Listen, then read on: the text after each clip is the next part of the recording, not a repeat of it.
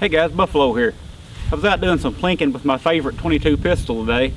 Realized I hadn't never done a standalone video on this gun. I did have it in another video along with the standard Mark III Hunter. This is the 2245 Mark III Hunter. Let's take a look at it.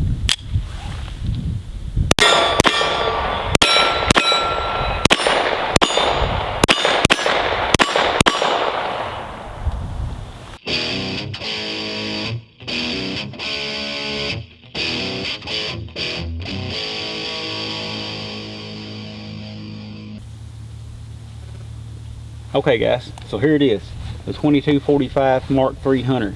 And as I mentioned, it is my favorite 22 caliber pistol that I own.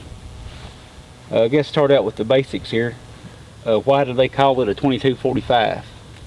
Well, it's chambered in 22 and the grip angle and the controls are located like a 1911, which is a 45. So 2245. Now this being a 2245 Mark III Hunter model, it was only produced between 2006 and 2012.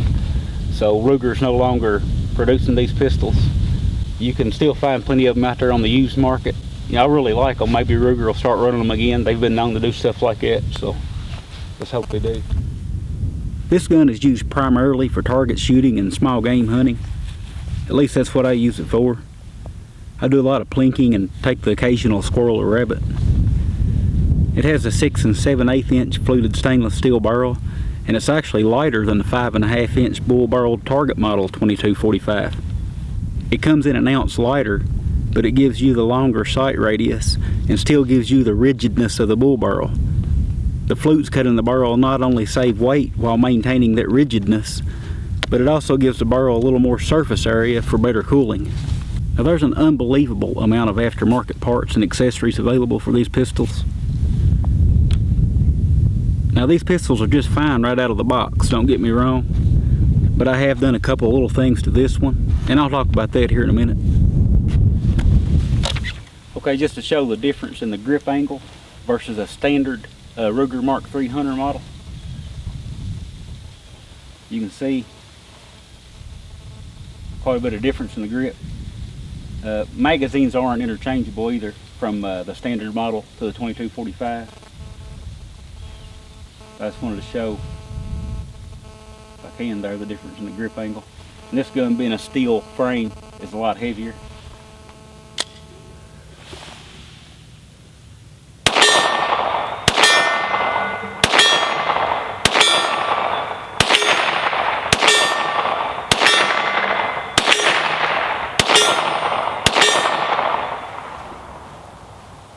This gun is it's far more accurate than I would ever be able to hold it.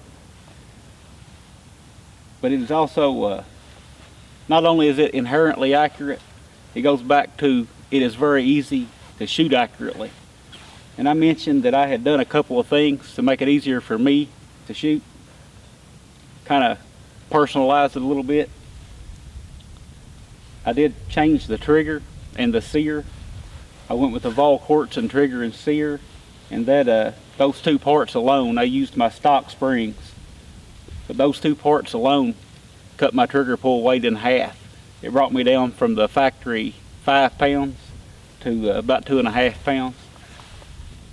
The trigger is adjustable for over travel and take up, so there's very little. I've got all the over travel except for just a small amount to allow for a reliable reset, and the over travel I've got it adjusted out too. It really helps with the trigger control. And something else I did was change the sights. These guns come with the light pipe high vis sights on the front and a V-notch in the back, which I found it real good for speed shooting, but I'm much more precise with just a set of standard sights like I put on this one. But those are a couple of things that I've done to personalize the gun for me and make it easier for me to shoot.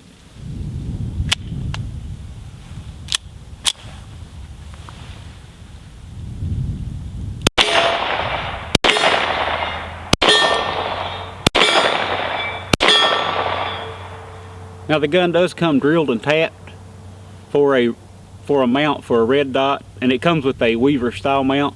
You can put a red dot or a scope if you wanted to go that route. I've had this gun since April of 2012, and it has been about as reliable as a rimfire pistol can be.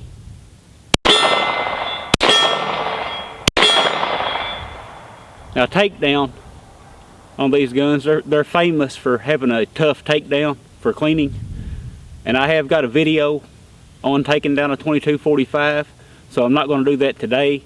Just try to keep this video short, but I'll put a link in the description if you want to check out the takedown on this gun.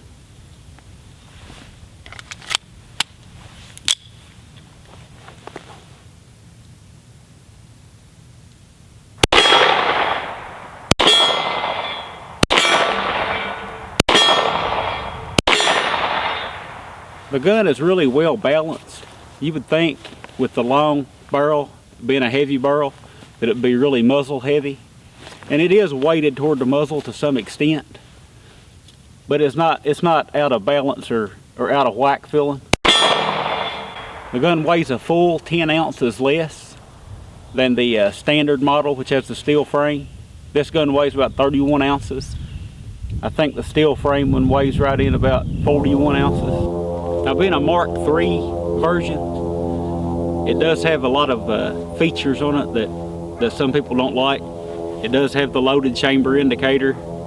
It's got a keyhole where you can actually lock the gun in the safe position. And it has a magazine disconnect safety.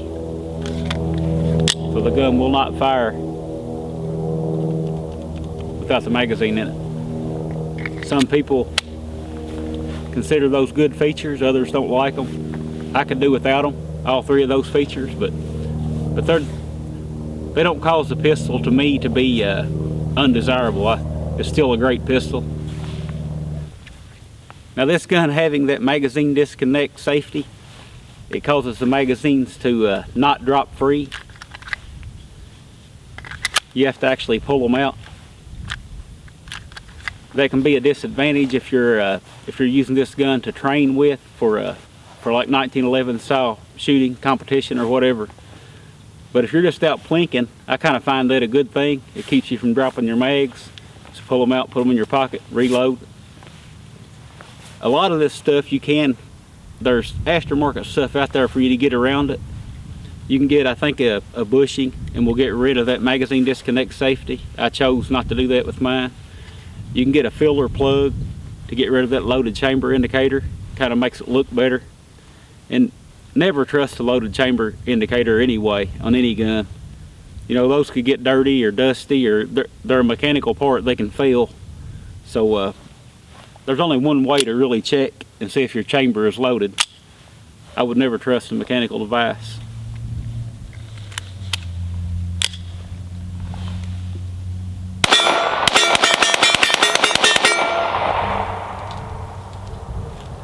Alright guys, so if you're looking for a 2245 Hunter model, you're going to have to go with a used model. I doubt that any of the shops still have any new ones sitting around. They may have.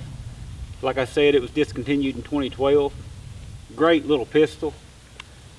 If you're looking at one of these, you're probably also looking at maybe the Browning Buckmarks. Those are great pistols too. You can't go wrong either way you go. The only way you could beat either one of those two pistols is to spend a heck of a lot more money. Thank y'all for watching my video, and we'll see you again soon.